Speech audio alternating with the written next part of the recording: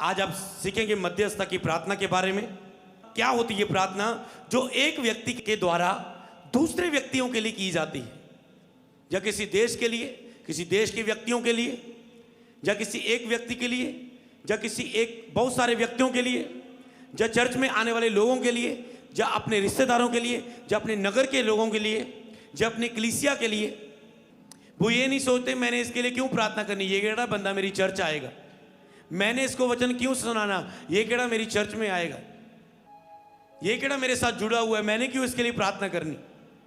तो वो बोझ के साथ पूरे देशों के लिए, अपने नगर के लिए, अपने पिंड के लिए, अपने रिश्तेदारों के लिए, सबके लिए वो प्रार्थना करता है। जिसकी बुद्धि संसार के ईश्वर ने बंद कर दी है, वो इतने आंसू बहा बहा के प्रार्थना करता है, इतना बोझ के साथ प्रार्थना करता है। तो ये गुण अगर मेरे प्रचार करते आपके अंदर आ रहे हैं, तो आपको आज आगे आना है, मध्यस्थता की प्रार्थना करने के लिए खड़े होना है, अगर प्रभु आपके अंदर कुछ डाले।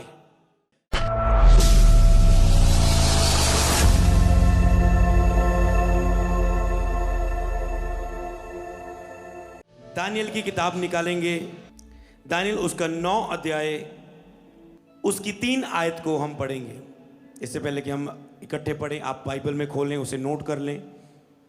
तब मैंने अपना मुख परमेश्वर की ओर करके गिड़गिड़ाहट के साथ प्रार्थना करने लगा। दानियल कहता है तब मैं अपना मुख परमेश्वर की ओर करके गिड़गिड़ाहट के साथ प्रार्थना करने लगा और उपवास कर, टाट पहन और राख में बैठकर वरदान मांगने लगा। हालेलुया। अगर यहां पर हम दानियल की प्रार्थना को देखें तो जब भी ये दानियल कौन सी प्रार्थना कर रहा है? एक मध्यस्थता की प्रार्थना कर रहा है। कौन मध्यस्थता की प्रार्थना कौन सी होती? अगर मैं 2 आयत से पढ़ रहा हूं, उसके राज्य के पहले वर्ष में मुझ दानियल ने शास्त्र के द्वारा समझ लिया कि यरूशलेम की उजड़ी हुई दशा यहोवा के इस वचन के अनुसार जो यिर्मयाह के नबी के पास पहुंचा था, कुछ वर्ष के बीतने पर अर्थात 70 वर्ष के बाद पूरी हो जाएगी। तो यहां पर लिखे तो दानियल ने किसी विषय के लिए, कुछ लोगों के लिए प्रार्थना की। हालेलुया। जब दानियल ने देखा कि 70 वर्ष, कुछ वर्ष के बीतने पर अर्थात 70 वर्ष के बाद ये पूरी हो जाएगी बात, जो यिर्मयाह नबी के पास पहुंचा था ये वचन। हालेलुया। तो दानियल ने उस टॉपिक के लिए परमेश्वर के सन्मुख जाके पहले परमेश्वर के सामने गया, फिर परमेश्वर की ओर मुंह किया, गिड़गिड़ाहट के साथ प्रार्थना करने लगा। मतलब गिड़गिड़ाहट के साथ वो प्रार्थना करने लगा और उपवास कर, टाट पहन, उपवास में चला गया, खाना छोड़ दिया, टाट पहन लिए, मतलब सारे अपने अच्छे वस्त्र छोड़ दिए और एक सिंपल वस्त्र उसने पहन लिए और राख में बैठ गया, वरदान मांगने लगा। मतलब पूरी अलगताई का जीवन और एक ऐसा जीवन कर लिया, मतलब एक टूटेपन वाला जीवन लेके परमेश्वर के सामने गिड़गिड़ाहट के साथ प्रार्थना करने लगा। ये होती है मध्यस्थता की प्रार्थना, बोझ के साथ, तर्ज के साथ, दया के साथ भरी हुई प्रार्थना। या अपने कोई खास दोस्त के लिए, या किसी बीमार के लिए, जो किसी व्यक्ति के लिए प्रार्थना की जाती है, विनती की जाती है, परमेश्वर के सामने रिक्वेस्ट की जाती है, परमेश्वर तक उसकी पहुंच लेके जाई जाती है, तो इसे बोलते हैं जो एक व्यक्ति की तरह दूसरे व्यक्ति के लिए की जाती है। और पूरे जो विश्वास के साथ भरी हुई प्रार्थना, कौन सी मध्यस्थता की प्रार्थना? तर्ज के साथ, बोझ के साथ, पूरे मतलब विश्वास पूर्वक की हुई प्रार्थना। अगली बात, जो विश्वास पूर्वक की जाती है प्रार्थना, जो पवित्र जन के द्वारा की जाती है प्रार्थना, मतलब वो मध्यस्थता करने वाला एक पवित्र जन होता है। जैसे दानियल अलगताई में रहा, एक पवित्रताई में, वो अशुद्ध भोजन नहीं खाता था, तो इसीलिए वो मध्यस्थता की प्रार्थना करता था। वो अपनी विनती को परमेश्वर के सामने लेके गए। जैसे यहूदी लोगों पर मुसीबत आई तो एस्तर ने रोजे रख के उनके लिए प्रार्थना की, उसके साथियों ने उनके लिए, उस सब लोगों के लिए प्रार्थना की। तो मध्यस्थता की प्रार्थना की उन लोगों के बचाव के लिए। हालेलुया। रोजों में गए वो। तो एस्तर कौन थी? गुड कैरेक्टर, एक चरित्र वाली लड़की। कैरेक्टर के कारण ही प्रभु ने उसे राजा की वाइफ होने के लिए ब्लेस किया, वो चुनी गई। तो जो विश्वासपूर्वक और जो धीरज से जो प्रार्थना का उत्तर इंतजार करते हैं, जो मध्यस्थता करते रहते हैं, बोझ के साथ, तर्स के साथ, विश्वास पूर्वक पवित्रता में रह के और पूरा सीरियस होके विश्वास पूर्वक धीरज के साथ उस प्रार्थना को करते रहते हैं और उसके उत्तर आने तक। ये नहीं कि आपको कोई बैड न्यूज, किसी की प्रेयर आई और आपने कहा, किसी ने कहा मुझे प्रार्थना करना मेरे लिए, और आपने तुरंत उठे 2 मिनट की प्रार्थना की, ओके हाँ मैंने कर दी तेरे लिए प्रार्थना। वो नहीं, जो धीरज के साथ जब तक वो कार्य का उत्तर बदल नहीं जाता, जब तक वो हॉस्पिटल से आजाद नहीं हो जाता, जब तक उसकी लाइफ में वो छुटकारा नहीं हो जाता, जब तक वो व्यक्ति उस संकट से बच नहीं जाता, समझ पा रहे ना, जब तक वो व्यक्ति हील हो नहीं जाता, जब तक वो व्यक्ति उस नशे से छूट नहीं जाता, वो धीरज के साथ उस व्यक्ति के लिए मध्यस्थता की प्रार्थना करता रहता है, उसके लिए विनती की प्रार्थना करता रहता है। यहां पर दानियल कहता है मैंने परमेश्वर की ओर मुड़ के मुख मुकड़ के गिड़गिड़ाहट के साथ प्रार्थना करने लगा, उपवास में गया, टाट पहन लिए, रात में बैठ गया, मतलब बहुत कुछ किया, केवल सिंपल प्रेयर नहीं की। इसे बोलते मध्यस्थता करने वाले लोग। एस्तर ने सिंपल प्रेयर नहीं की कि प्रभु जी यहूदियों में संकट आ गया बचाएं, कहते एक तो मैं प्रेयर करूंगी, रोजों में रहेंगे 3 दिन, और राजा के सामने मैं इस बात को लेके भी जाऊंगी प्रार्थना करके। नेहेमिया ने भी जब अपने लोगों के लिए यरूशलेम की शहरपनाह टूटी है प्रार्थना की, वो टूट गया उसका मन, तो उसने भी राजा से आज्ञा ली कि मुझे मेरे इस देश में जाने की आज्ञा दे, मुझे साथ में कुछ सामान भी लेने की आज्ञा दे। तो राजा ने उसकी बात पर हाँ बोल दी, जस बोल दी। उसने कहा परमेश्वर मेरे साथ था, इसलिए राजा की कृपा दृष्टि मुझ पर हुई। तो ये मध्यस्थता करने वाले लोग होते हैं। तो आज टॉपिक ये है कि आप में से परमेश्वर मध्यस्थता करने वालों को चाहता है, ऐसे प्रार्थना योद्धा को चाहता है जो आज अपना जीवन समर्पित करेंगे। एंड में मैं आपको एक अनाउंसमेंट दूंगा, तो आपने इस वचन के अंदर अपने आप को तैयार करना है। और क्या आप मध्यस्थता करने के लिए खड़े होंगे, आज अपने जीवन को समर्पित करेंगे? क्या आप एक प्रार्थना योद्धा के रूप में अपने जीवन को समर्पित करेंगे? कई कलीसिया में मध्यस्थता की प्रार्थना करने वाले होते हैं। जब भी कोई कलीसिया में कोई विषय आता है, कोई टॉपिक आता है कि इस व्यक्ति का एक्सीडेंट हो गया, इस व्यक्ति के ऊपर ये मुसीबत पड़ गई, इस व्यक्ति का, इस सेवक का विरोध हो गया, इसके साथ ये हो गया, वो हो गया, कलीसिया में ये व्यक्ति के परिवार में डेथ हो गई, या इस व्यक्ति का डिलीवरी होने वाली है, तो वो जो कलीसिया में मध्यस्थता करने वाले बच्चे होते हैं, प्रार्थना करने, जिनके पास ये वरदान होता है, जिनके लिए अपने आप को समर्पित किया होता है, जो ज्यादा से ज्यादा समय पूरे बोझ के साथ, उनके ये गिफ्ट ही होता है उनके अंदर, वो कि दूसरों के लिए बोझ के साथ, तर्ज के साथ, विश्वास योग्यता के साथ लोगों के लिए, दूसरों के लिए प्रार्थना करना। उनके पास ये गिफ्ट ही होता है कि उन लोगों के लिए प्रार्थना करना ऐसे, हालेलुया। तो वो ऐसे, तो उनके पास वो विषय जाता है और वो उनके लिए परमेश्वर के सामने ऐसे पुकार लेके जाते हैं। और सचमुच उन लोगों की प्रार्थना परमेश्वर बहुत सुनता है, क्योंकि वो धर्मी, वो विश्वास योग्य, वो भरोसा करने वाले परमेश्वर पर, वो लोगों को तर्स के लिए प्रार्थना, तर्स के साथ प्रार्थना करते हैं, वो विनती लेके जाते हैं परमेश्वर के सामने, जैसे यीशु मसीह पिता के सामने हमारे लिए मध्यस्थता करते हैं, पिता की दाहिनी ओर हमारे लिए प्रार्थना करते हैं, जैसे पवित्र आत्मा हमारे लिए मध्यस्थता की प्रार्थना हमारे द्वारा करता है। लिखा है प्रार्थना में वो हमारा सहायक है, वो हमारी सहायता करता है और हमारी प्रार्थना को परमेश्वर के सामने ग्रहण योग्य प्रार्थना बना देता है। मध्यस्थता की प्रार्थना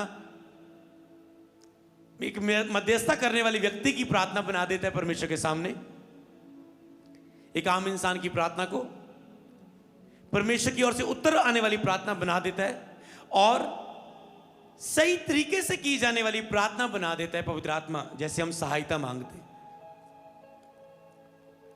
तो ऐसे मध्यस्थता की प्रार्थना की जाती है, जो उन लिखा है उन अविश्वासियों के लिए प्रार्थना करना जिनकी बुद्धि संसार के ईश्वर ने बंद कर दी है। तो इस मध्यस्थता करने वाले व्यक्तियों को वो भी लोग चुने जाते हैं इस वचन के अनुसार कि उन व्यक्तियों के लिए वो प्रार्थना करते हैं जिनकी बुद्धि संसार के ईश्वर ने बंद कर दी। आत्मा आपके अंदर डाले, हाँ ये तेरे लिए था, मैंने तेरे लिए बात की है, मैं तुझे पुकार रहा हूं इस मध्यस्थता की प्रार्थना करने के लिए। जो देशों के लिए प्रार्थना करते हैं, जब कोई युद्ध देश में होते हैं तो उनके लिए वो मध्यस्थता की प्रार्थना करते हैं। जब कोई दुनिया में घटनाएं होने वाली होती हैं, परमेश्वर उन पर प्रगट करता है और वो उन घटनाओं के लिए प्रार्थना करते हैं, उनमें सुरक्षा मांगते हैं, उनमें शत्रु की योजना नाश करते हैं, क्योंकि जो होना तय है वो होता है, पर कुछ शैतान के द्वारा होना होता है और मध्यस्थता की प्रार्थना के द्वारा वो कैंसिल होता है, उसमें बचाव होता है, जानें बचती है, शैतान की योजनाएं नाश हो जाती हैं। तो शैतान की योजनाएं नाश करने के लिए भी मध्यस्थता की प्रार्थना है। जो बातें लिखने वाली उन्हें लिखना, जो अंदर लेनी उन्हें अंदर लेना। तो ऐसे एक व्यक्ति है जो दूसरे व्यक्ति के लिए, ऐसे एक व्यक्ति के द्वारा पूरे प्रार्थना की जाती है।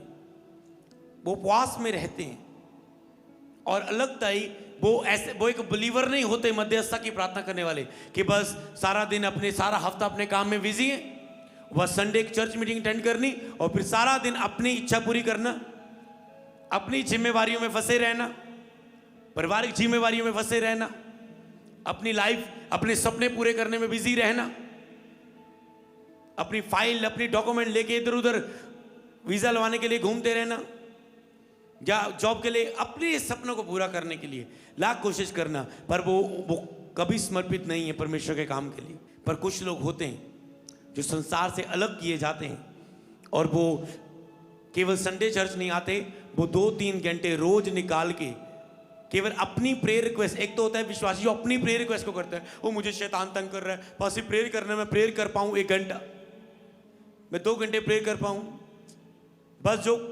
बस वो परमेश्वर की उपस्थिति चाहते हैं, परमेश्वर अभिषेक सामर्थ चाहते हैं, पर वो बोझ रख के तर्स के साथ नहीं प्रार्थना करते।